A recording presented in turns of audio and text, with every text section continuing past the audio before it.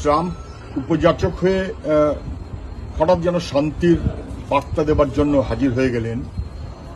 America শান্তির পক্ষে দুনিয়ায় এটা কেউ কখনো বিশ্বাস করে?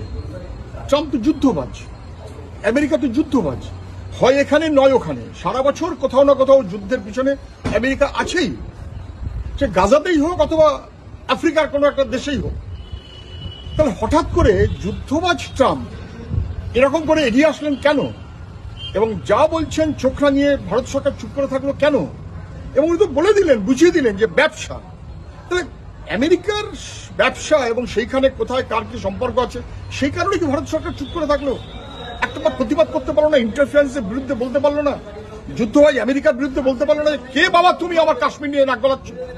কে তুমি? এটা আমার দেশের ব্যাপার, আমার স্বাধীন সার্বভৌম মনোভাব, তুমি কে? এই কথাটা যে ভারত সরকার বলতে পারলো না, যুদ্ধবাজ ট্রাম্প তাকে যে নির্দ্বিধায় মেনে নিল, এটা ভারতবর্ষের বরাবরের চালু বহমান নীতি এবং বৈদেশিক নীতি, পররাষ্ট্র নীতি তার বিরুদ্ধে যায়। এবং এটা আমাদের সবার কাছে অত্যন্ত দুর্ভাগ্যের যে আমেরিকাকে দেয়ারবাই আমরা অ্যালাউ করে দিলাম, এমনকি পাকিস্তান অথবা ৮-১০টা ব্যাপারে, কাশ্মীর অথবা ৮-১০টা ব্যাপারে ইন্টারফেয়ার করবার স্কোপ দিলাম। এটা খুব বিপজ্জনক একটা ইঙ্গিত বলে আমার মনে হয়।